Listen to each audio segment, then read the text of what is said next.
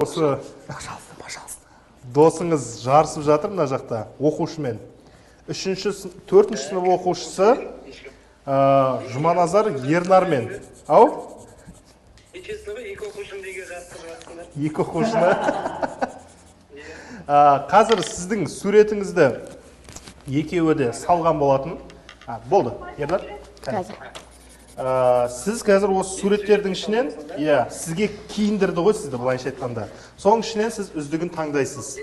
Қайсысы кімнің суреті екенін айтпай-ақ қойын, оң жақтағы немесе сол жақтағы сурет екенін сіз таңдасаңыз болды.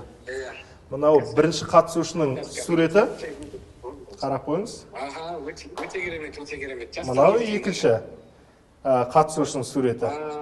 Осы суреттермен таңдаймыз ғой, да? Иә, екі костюм шалбардың қайсысы сізге ұнап тұр? Соны көк немесе жасыл костюм шалбар. Жасыл цветті Жандос таңдады ма деп ойлаймын, негізі Жандоспен бірге ойнағанбыз осы цветпен.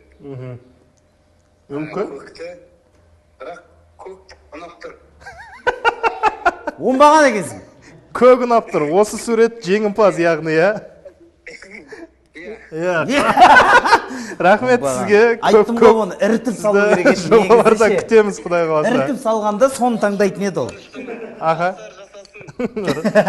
Рахмет. Жақсы, көп.